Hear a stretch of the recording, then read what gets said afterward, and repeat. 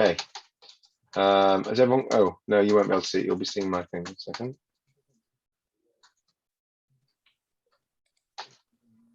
Okay. Can everyone see the PowerPoint?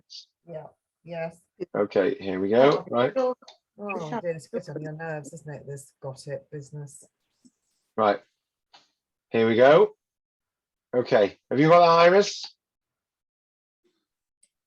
Yeah, I'm just getting it large enough to read. Okay, great. Whenever you're ready, if you'd like to read it. Right. Soon after allowing the children of Israel to depart from Egypt, Pharaoh chases after them to force their return, and the Israelites find themselves trapped between Pharaoh's armies and the sea. God tells Moses to raise his staff over the water.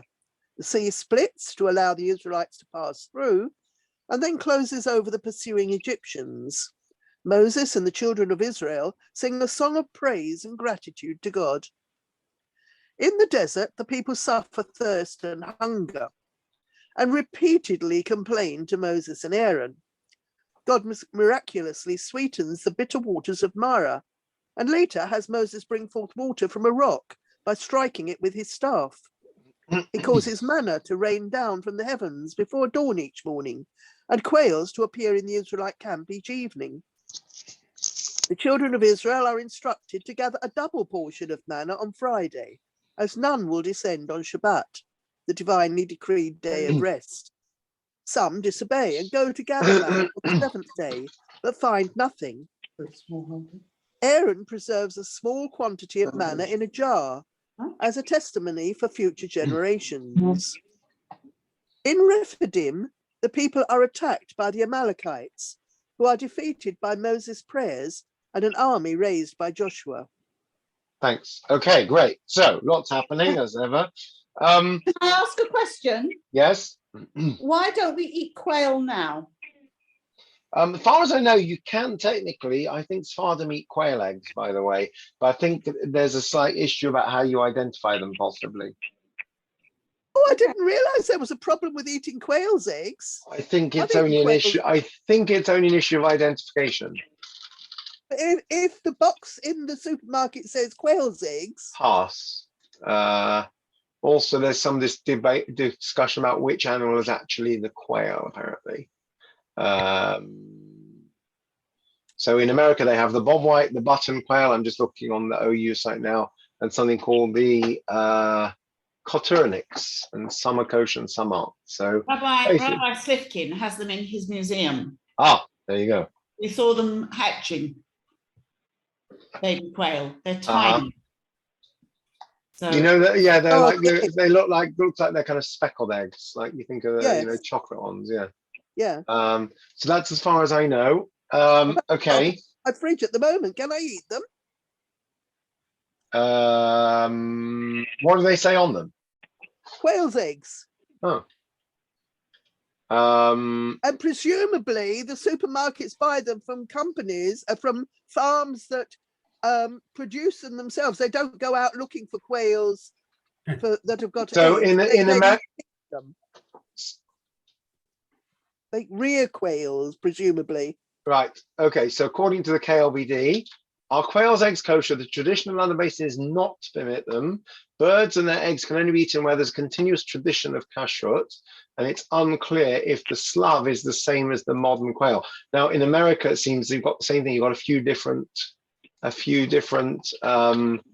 possible species that might be considered quail.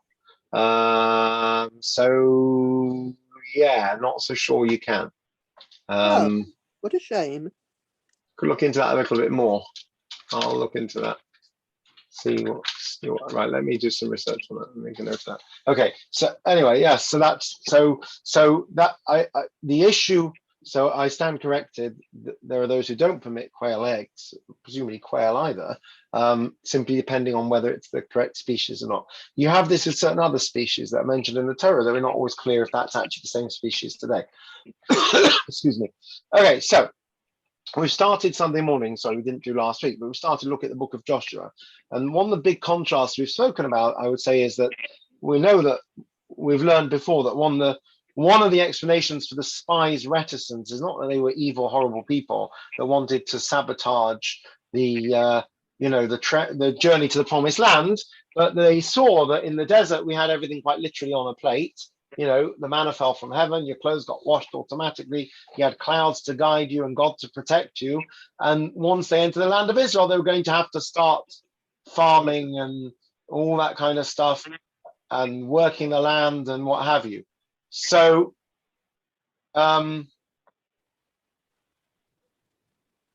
we find a big transition between the time in the desert and the time once they enter the land.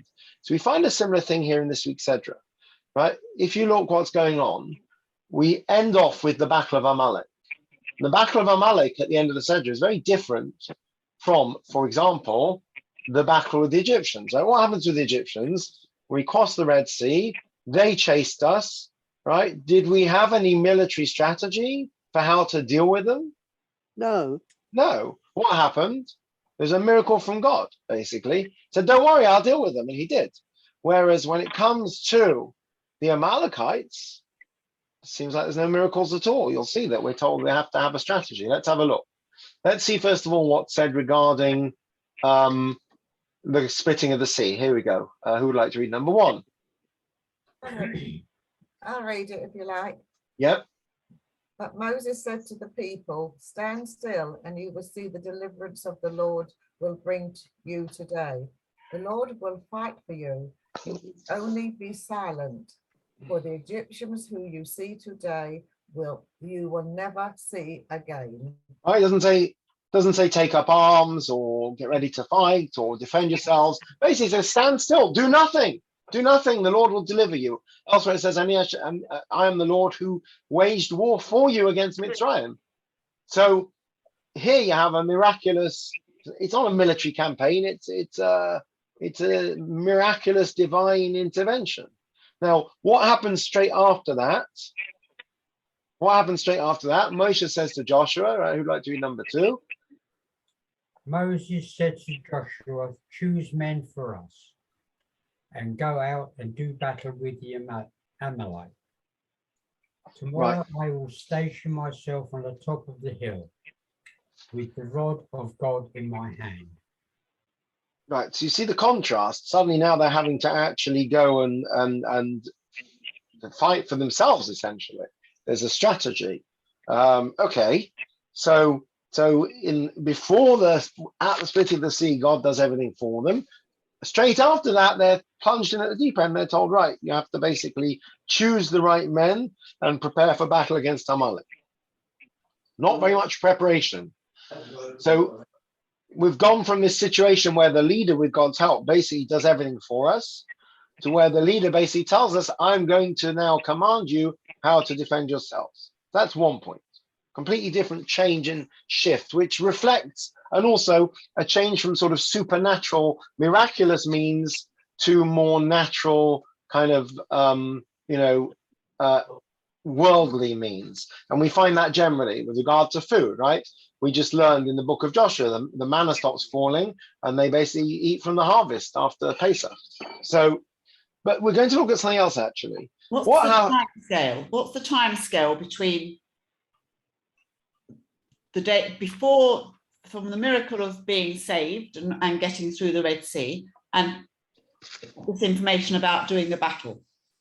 I don't actually know, but it can't have been very long, because all of this is taking place in a short time scale. When we get to the book of Joshua, we see that the whole thing takes place over, I think, the course of maybe a year or less. It's not long. It's not long.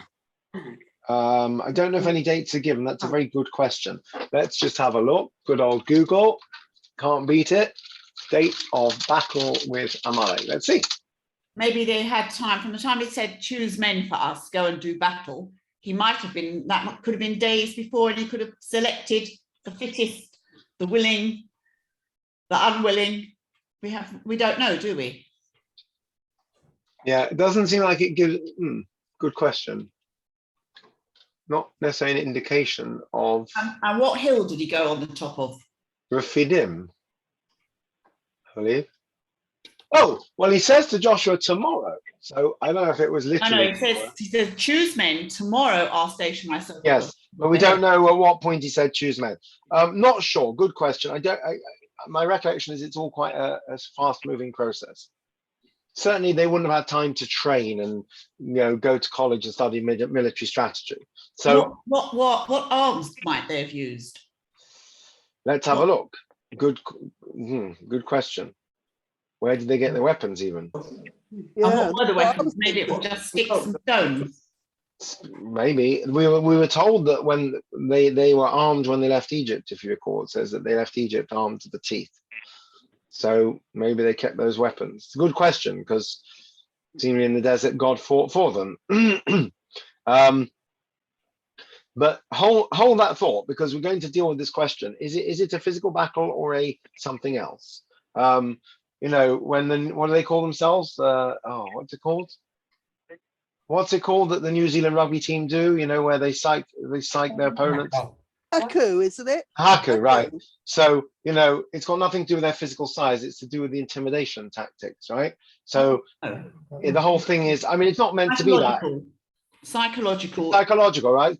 The Americans played loud rock music to General Noriega to get him out of the embassy in Panama. Psychological warfare, right? Torture doesn't have to be physical. Torture can be psychological or mental. Depriving a person of sleep or of light, right? The whole business of putting bags over people's heads to disorient them. So there's a whole dimension to kind of human psychology, which has nothing to do with physical force. So we're not talking about that necessarily, but let's talk about this idea. What is victory dependent on? And this is perhaps a paradigm for modern warfare as well. And for any time we find ourselves having to be on the side of right against wrong, so Moshe says, I will station myself on the top of the hill. Okay, what happens next is more significant. Who would like to read this? I'll read it. Right, As long as Moses held his hands up, the Israelites prevailed. But when he let his hands down, the Amalekites prevailed. When Moses' hands became weary, they took a stone and placed it under him, so that he would not be able to sit on it. Aaron and Hur then held his hands, one on each side, and his hands remained steady until sunset. So what's going on here? Question. So this is really strange. If God would say, Moshe, well, as long as you hold up your hands, there'll be a miraculous victory. It's all in your hands. Okay, fine, but kind of it seems very forced, right? And we'll physically force you to hold your hands up if we have to, because as long as you're holding up your hands, then we'll be victorious in battle. Is that all it takes, really? So, question. What were the people doing then? Where does it tell us about the people fighting? Well, it seems like they had to go and battle the Amalekites, but as long as Moshe's hands were raised, basically, then they were. Maybe they Surely didn't. that's cruelty. It says they prevailed. So when I was in school, one of the punishments the prefects used to give to the juniors was, you couldn't even do this nowadays. It's like writing lines and stuff. You had to stand like this, like against the wall for like 5 minutes or something. A crucifix. Easier said than done. It's not easy. So surely that was Hashem was actually being cruel to Moses. Well, okay, I think he got over it. But no, I'm not saying. Yeah, obviously he did, but surely that is a bit of I don't know, mental cruelty, on the sense that he's telling him to raise his arms up, but if his arms go down, but surely with Hashem in his wisdom, there must have been a reason behind that type of action. We'll never know. Well, think of, if you've got a football game and they're looking for the coach, or, you want your mum to come and watch you, and, you look at your mum or dad and you see them sitting on the benches, and that inspires you to do well. And then you look and you see if you see that they're not there anymore, or the coach isn't there, or, your spouse isn't there, it has a detrimental effect on you. So I think we can understand the idea that you have a guy at the front who's kind of waving the flag and flying the flag. And as long as he's standing there and you can see him in the front, encouraging everyone, then you feel spurred on to action. If you see that he's disappeared, you're going to be like, oh, where's Moshe? Wait, I thought he was leading us. So the question is this, a question, what's going on here? Is it that he's lifting his hand and he's lifting, I think he says he had his staff in his hand as well, right? His rod. So is he doing that to say, look, this is the staff that did the mighty miracles in Egypt, and here you are again, you'll have a miraculous victory? Or is it simply like a, strength, be strong type of thing, No, all of he's those looking at things, all of that. Hashem. So, No, he's looking up to Hashem, Rabbi. right? Or is it a reminder? No, Very good. Right? Is it a reminder to look upwards to the heavens? So which is it? Is it simple? Is it simply a reminder that, don't worry, guys, we've got strength? Is it a reminder our strength comes from above? no. Or is it quite literally he's holding his rod to say, I can do miracles? So the answer is probably all of the above. Let's see. Now, where's the commentary on this? So very unusually, the Mishnah, I don't know if anyone's learned Mishnah, but Mishnah is usually like, you can't go out on Shabbos with this, and you can't go out on Shabbos with that, and there are 4 types of Eruv, and there are 10 types of this, and there's 39 halachas. It's usually basically sort of halachic laws. This is a very strange Mishnah in Rosh Hashanah, which deals with Rosh Hashanah generally. The Mishnah Rosh Hashanah talks about how we calculate the new year and what we do at the new year, the goat that was sent off the cliff and the various offerings and the shofar and the rules of shofar and so on. There's this really random Mishnah in the middle of Rosh Hashanah, and this is what the Mishnah says. Who hasn't read yet, please? I'll read. Did the hand of Moses make or break the course of the war? Rather, the text implies that whenever the Israelites looked up and dedicated their hearts to their Father in heaven, they prevailed, but otherwise they fell. So to me, that says that if you look up and you just remember that Hashem is there, you'll be all right. And if you choose to ignore Hashem, no chance. Right. So according to this Mishnah, Beryl is 100% correct. It's not the staff and it's not the hands that are doing the miracle. It's the symbolism of saying, look up. Now, just by the way, if you ever have to climb anything, you're scared of heights or whatever, don't look down, right? Always the message. Look up, don't look down. People say to kids, how did you manage to climb that tree? I didn't look down, I only looked up. So it's a general metaphor, it's a good policy in life. Look up, don't look down. So according to the Mishnah, it's all about the symbolism of looking to the heavens, looking to a higher power. I find this very, yeah. Could the fact that the Mishnah speaks about it in the Mishnah for Rosh Hashanah, could that mean that this happened around the time of Rosh Hashanah? Could that be the time scale that we were talking about earlier? It's possible. I honestly don't know. It might be the reason why you say that it sort of pops up unexpectedly in that particular piece of writing, piece of the Mishnah. It could be not that it's out of place, but that it is talking about something that happened around the time of Rosh Hashanah. It's definitely possible. Right. Sorry, I'm just looking for, right. So it always fascinates me, the 12 steps, the Alcoholics Anonymous program, there's a lot of other things based on that, are actually quite religious in nature. It started with religious Christians. Basically, the first couple of steps are to recognize that there's a higher power. So I'm just looking up now. The first step is to admit that we're powerless over alcohol and we can't manage it.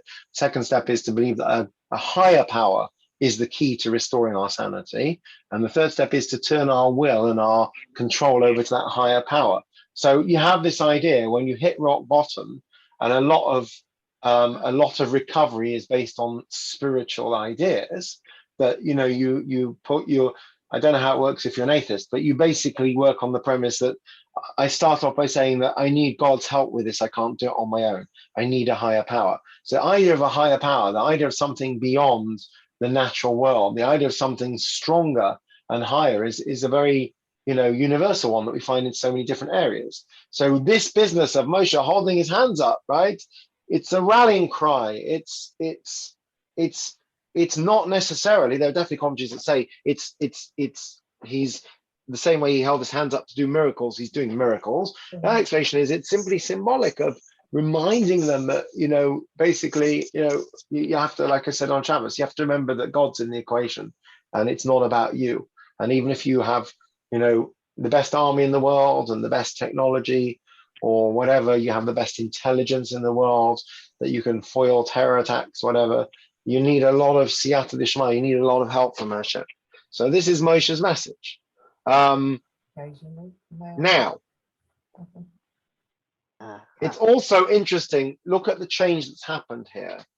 Until now, Moshe basically did everything for them, right? God gave the instructions, he stood at the front and he did all these things. Two things have happened. Number one, they're having to do their own dirty work, right? There's teamwork going on here. It's no longer just Moshe or Moshe and Aaron. It's like, come on, guys, we have to go now. We've got a battle, but I'm going to stand there and I'm going to give you moral support. I'm going to hold my hands high and through that, boost your morale. If your captain, if your general or leader is weak, right, then that's an utter disaster. So Moshe gets tired, right? It happens, even the greatest leader becomes tired. But that's when you need help and support. That's when Aaron and Hor, that's also very symbolic. So in answer to Sally's or Debbie's question about it's not fair that Moshe got tired, but it also teaches a very important lesson that leaders need support and help. They need people around them. So if Moshe would have stood there with his hands for hours and, without any complaint, that would have been very interesting. What we learned from that, Moshe is a great leader who can give us morale and boost our morale while we're all fighting a battle.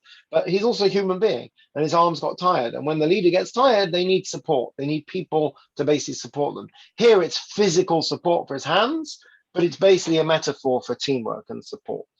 Thanks to Rabbi Sachs, we always get quotes from interesting people. So there's a chap called, has anyone read the book? I think I've got it here. Let's see if I've got it, 1 second. No, I don't know where it is. Anyone read the book Emotional Intelligence? Some of it. It's Some all of it, about, so you have an IQ, so say you have an EQ as well, which is your emotional intelligence quotient. And we don't basically put enough stock in that. So we're all very good at saying, oh, he's very bright, very academic, does great in exams. But what about your kind of, your human qualities, your emotional maturity, your ability to deal with things or people? So that's also very, very important. Emotional intelligence, basically. That's, you can be a great leader on paper, but you don't know how to communicate with people. So emotional intelligence is very important. So thanks to Rabbi Sachs, we have a chap called Daniel Goleman, who I'm sure is Jewish, who's written about this. So let's see what he has to say about leadership and emotional intelligence. Who would like to read Primal Leadership? I guess this means back to basics. Who hasn't read? I'm quite happy if no Right. one else wants to do it. Great leaders move us. They ignite our passion and inspire the best in us. When we try to explain why they are so effective, we speak of strategy, vision, or powerful ideas. But the reality is much more primal. Great leadership works through the emotions. When three strangers sit facing each other in silence for a minute or two, the one who is most emotionally expressive transmits their moods to the other two without speaking a single word. So your content is important, but it's not your content, so it's your delivery.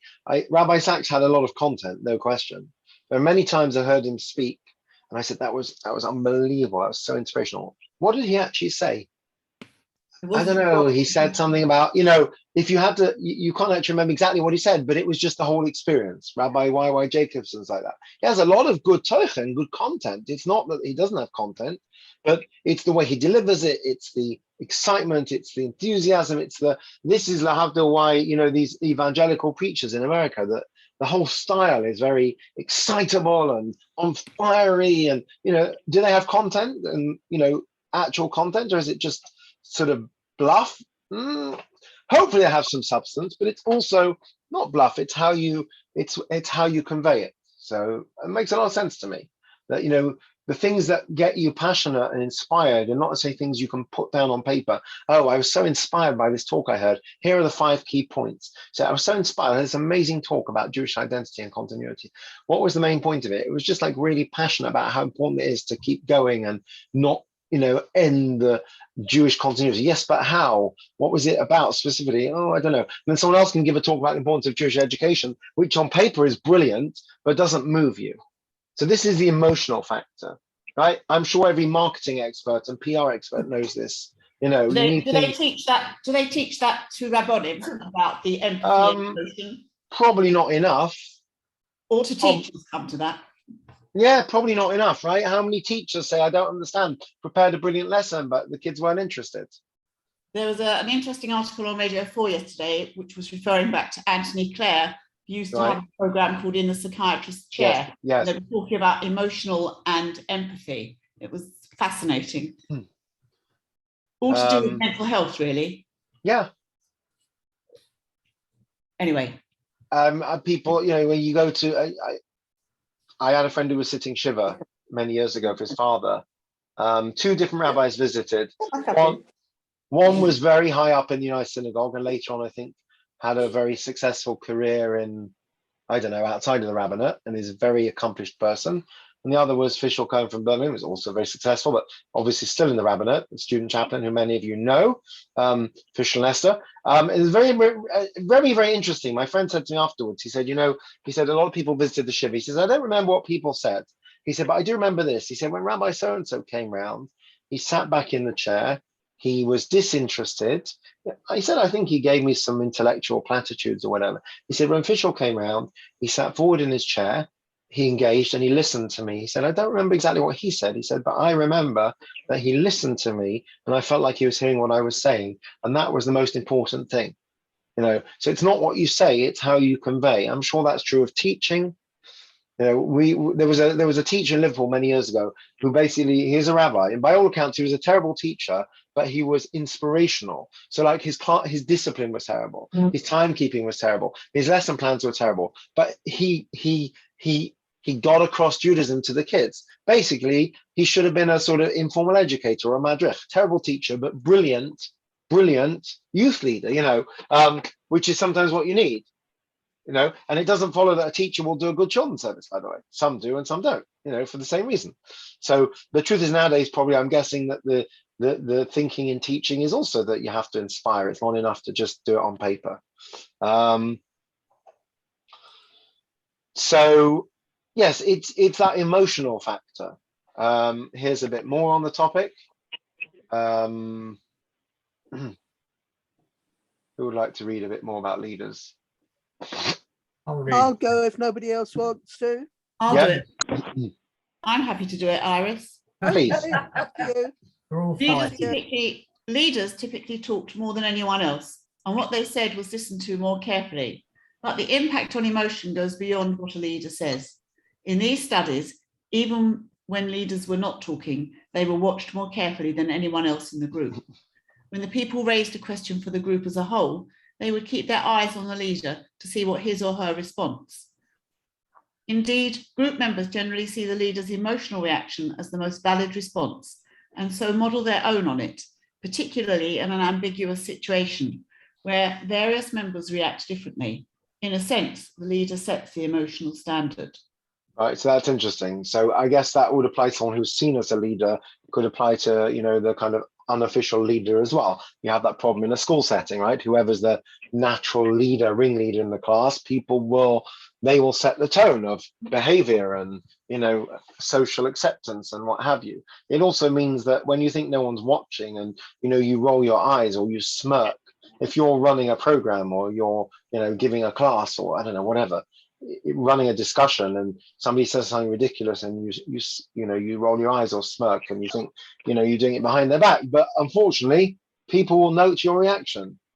It's subconsciously even, and that will be a trigger. And by the same token, sometimes I hear people say certain shuls our shul is not at all, but certain shuls can be quite cliquey, and I've heard Rabbonim say, what can we do about it? So for starters, you model through your own behavior. That if the rabbi makes a point of making sure that he goes up to everyone and says good Shabbos and doesn't only talk to the in crowd, then eventually that will rub off on other people. If the teacher makes sure to pay attention to the weaker students, how many times do you hear about a teacher that can't differentiate, that is ignoring the weaker students, or that the brighter students are getting bored because the teacher's not able to set the tone, unfortunately. So it's interesting. Even when you're off duty, people are looking to you if you have a leadership role, right? Even when you're off duty. This is something that that's why a lot of teachers now, when they have Facebook or Instagram, they don't use their real name because they don't want their students to find them. Then you get into questions like, we had this years ago in the early days of Facebook. Somebody was a Cheder teacher and they posted something totally inappropriate for a Cheder teacher. I think they're in a treif restaurant on Shabbos or something like that. And I had to say to them, look, your students might be seeing this. You have to be more careful. Oh, I wasn't on duty, but you're a role model. You're a role model, So, yes, the leader, and it doesn't have to be like the rabbi, the chief rabbi, the prime minister, though it's very relevant to the prime minister and his behavior as well, that the leader sets the tone, even when they think no one's paying attention. So it's really interesting that. So certainly Moshe having his hands up in the air is very symbolic for the people as to basically whether they're going to be successful or not. And that's why also, if you're in a leadership position, it's not always such a good idea to, if you think something's, again, this might be very relevant to COVID as well. You might think that we're headed for disaster. You might think that we're headed for defeat. It's not always the smartest thing to say. The Egyptians believed, I think, right till the end of the 6 Day War, that they were completely trouncing the Israelis because their media basically carried all this propaganda, right? There's a certain power to that. I'm not saying you should lie. There's a certain power to that. We find this, by the way, in the story of in the book of Samuel. David's son Avshalom basically mounts a coup against his father, and he proclaims himself king. David has to put down the rebellion, and in the course of that, it's a tragic story, right? David's general Yoav actually ends up basically stabbing his son Avshalom in war. And what does David do? Basically, even though his son rebelled against him, it's still his son, and he's devastated by his death, covers his face, and he cries, "Oh, my son Avshalom, my son Avshalom." Right? The army start to hear about David's grief, and what happens? They're also overcome with emotion and mourning. Yoav, who clearly has a strong stomach, if he was able to actually stab David's son in war, now basically has to rally the troops. There's no good, obviously David is upset that this guy, Avshalom may have been a rebel, but he was basically his son, his flesh and blood, and he's upset. And this is what Yoav says to David, basically to bolster his leadership. Let's see, who would like to read this interesting stuff? Iris, I think we're back to you. Okay. Then Joab went into the house to the king and said, "Today you have humiliated all your men who have just saved your life and the lives of your sons and daughters and the lives of your wives and concubines. You love those who hate you and hate those who love you. You have made it clear today that the commanders and their men mean nothing to you. I see that you would be pleased if Absalom were alive today and all of us were dead. Now go out and encourage your men. I swear by the Lord that if you don't go out, not a man will be left with you by nightfall. This will be worse for you than all the calamities that have come on you from your youth till now." Right, you know what happened next? David listened and went out. He did indeed. He listened, he put his grief to one side, and he went and he bolstered the army and thanked them for their courage. Now, that was very difficult for him. He lost his own son, but Yoav was straight on the money. That when you're the leader, and you have to be there for your guys. So here you've got the same thing happening with Amalek, that they're going to war with him. Moshe has got to be the one that's looking upward, that has the confidence. And if he's getting tired, you have to bolster him and make sure that he's got the team around him to make sure that happens. Because without that, you're going to fail. You could say Yoav was very chutzpahdik, but he said what had to be said. Sometimes, kings get things wrong, and sometimes military leaders have to turn around and say, "Listen, sire, this is what you got to do." To his credit, David, he didn't say off with his head, this man chutzpah that killed my son. He listened. Right? The ability to listen is clearly also an important factor. So we find this a lot. So So Moshe holding his hands up is much more than, it's not some miraculous thing, and it's not just, Hashem trying to punish him. It's very symbolic that you have a guy who everyone looks to set the tone. This guy has to be looking upwards. He has to be confident. He has to have his hands up in the air, tall, like that, saying, "We will be victorious." And if his hands start to fall, you've got to get them back up again, quite literally, because otherwise the morale crumbles. If you have no morale, then it's a disaster.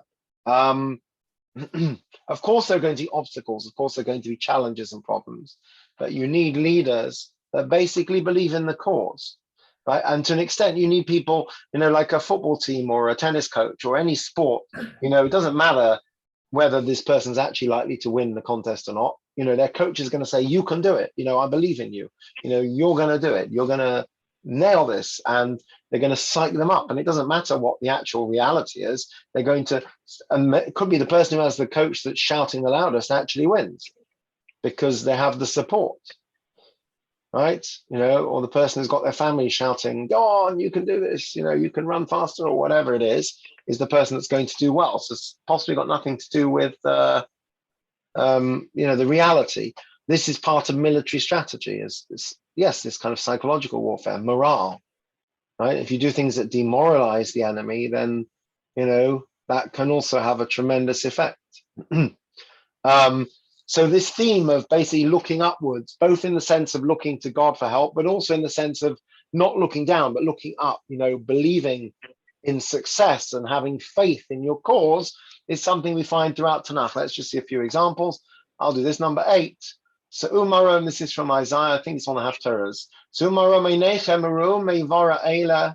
Lift your eyes and see who created these. The one who sends their host by count, who calls them by name. Because of his great might and power, not one fails to appear. That's all about the stars. But basically, again, look up to the heavens, always looking upwards, not downwards. Here's a famous one. Who would like to read number 121? Right, Psalm 121. Well, I'll read it, Rabbi, but first, Yeah. I think it would be interesting to you to look in Google, Yeah. and see what they say about who won the Yom Kippur War. Okay.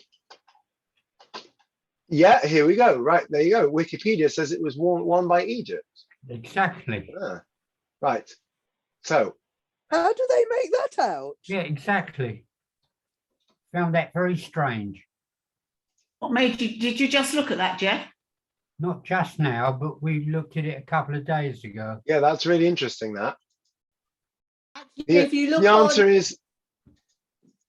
if you watch Valley of Tears, it actually leaves you, although we know we won it, it leaves you in a quandary about who won it, because Israel was down. That's really interesting. I'm just looking, actually. There's a bunch of interesting.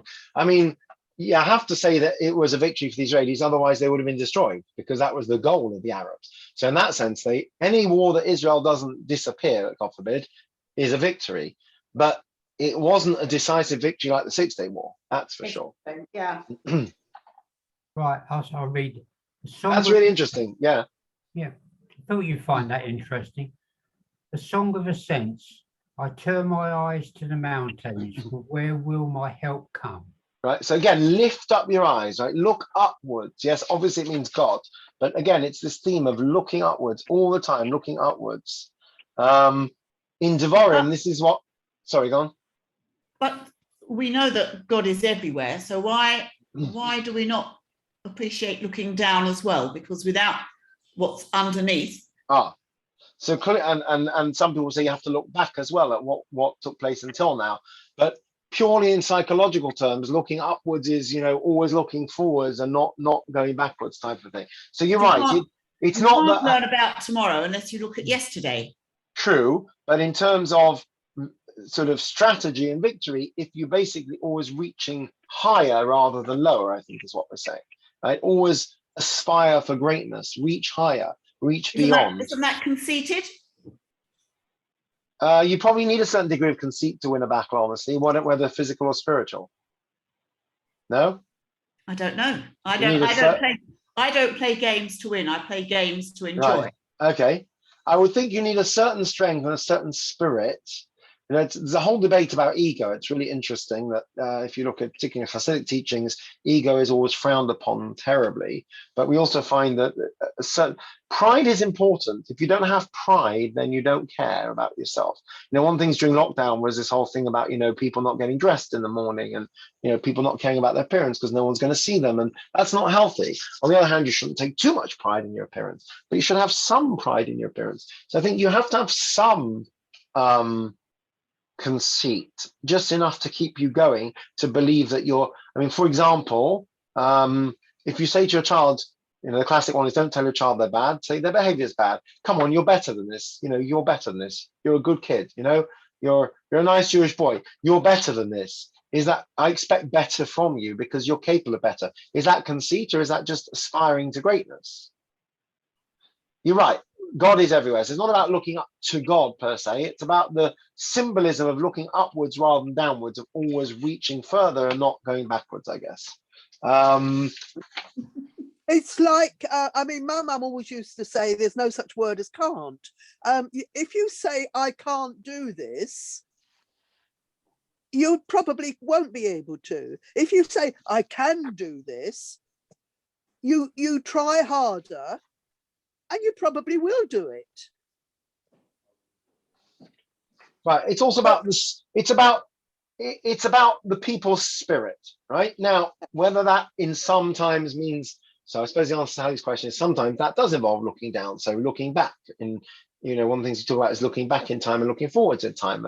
It's important to know where you came from, and you know, to know your history and so on, and to learn from your history. But only looking backwards is a disaster. I guess only looking forwards is also, look, when you drive, you have to look all around you, right? Both backwards and forwards. But if you drove looking in the rearview mirror the whole time, never looking ahead, that wouldn't work. So it's a balance.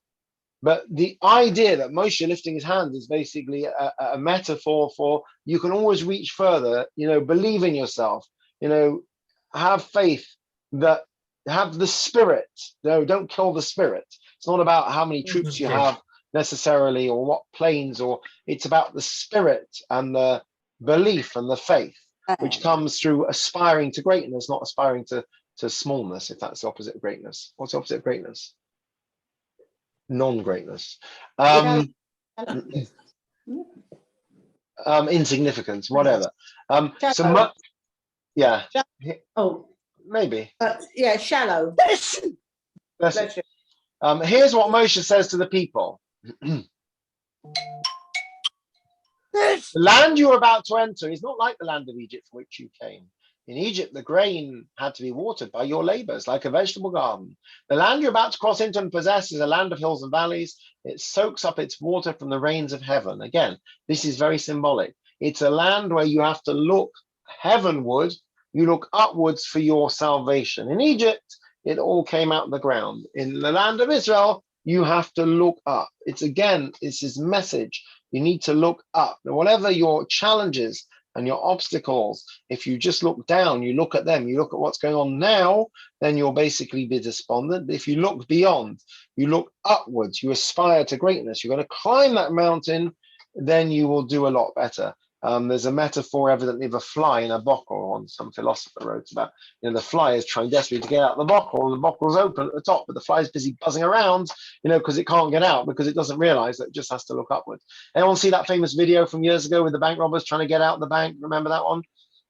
And an old lady basically they're trying to pull the door and you have to push it, and they think they're locked in, and they're panicking and they're pulling and pulling and pulling, and suddenly this little old lady comes into the bank. She pushes the door and basically she lets them out. But the point is, sometimes you just have to think out the box a bit and, you know, aspire to greater heights. I'm not saying you should let the bank robbers out, but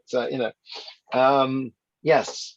So this is a very important, this is what this metaphor is, and this is why they had to hold Moshe's hands up. It's not because God is cruel. It's not because if Moshe's hands are not up, there's some black magic is going to occur, that the world's going to collapse. But it's the symbolism that as long as he's standing there, people know there's hope, basically.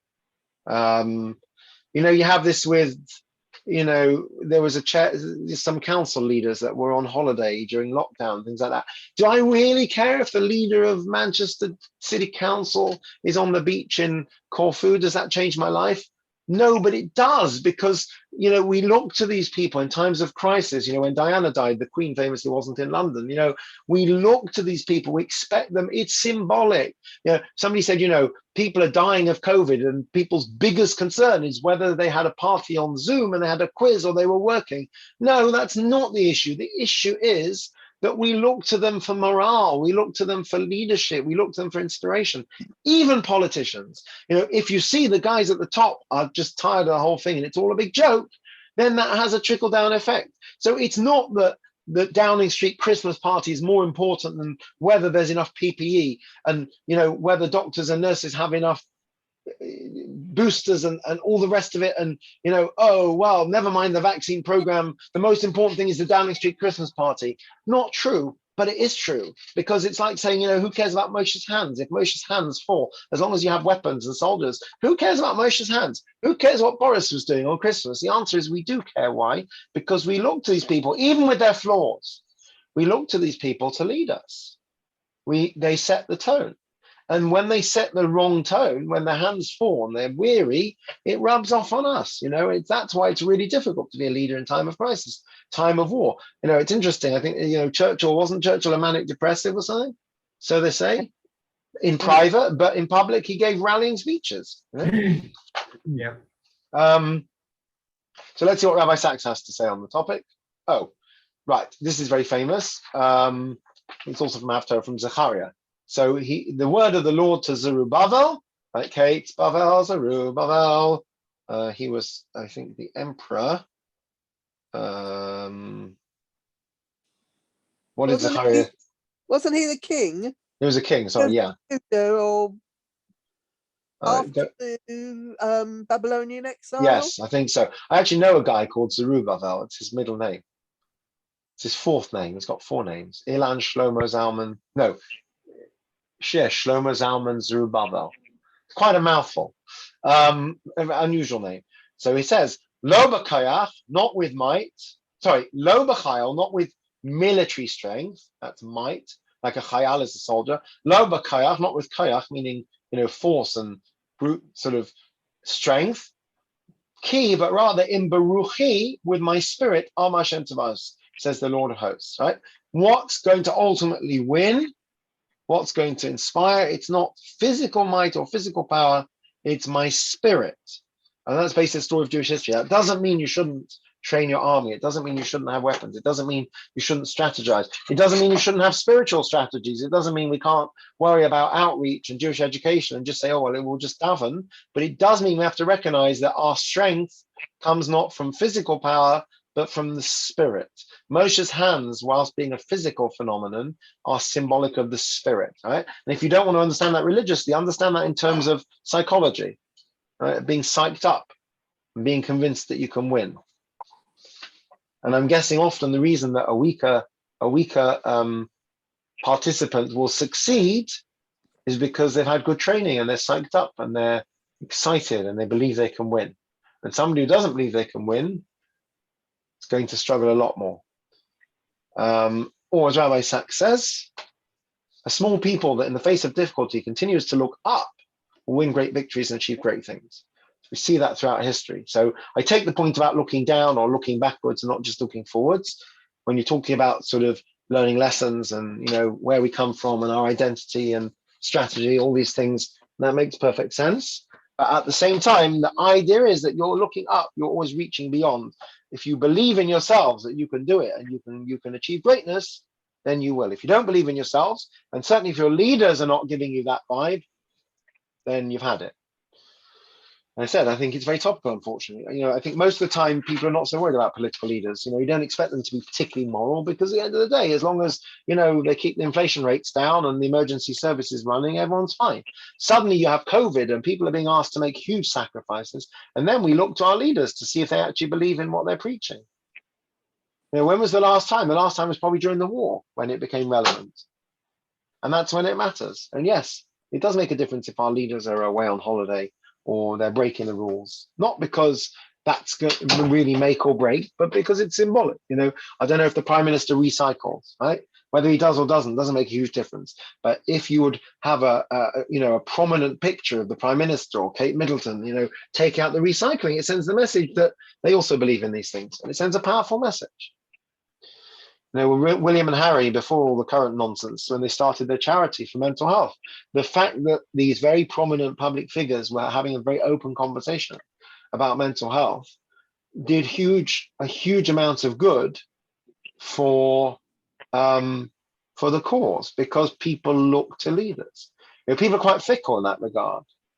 I don't know if you saw the Duchess of Cambridge did this piano solo. So now, apparently there's a 200% increase in people searching for piano lessons on Google. People are easily influenced. So it works both ways. So when you have the right influences, not Moshe holding his hands up and everyone can see him and they see that that's victory. It's propaganda in a way. It's highly effective. Makes a huge difference. Right. Any questions?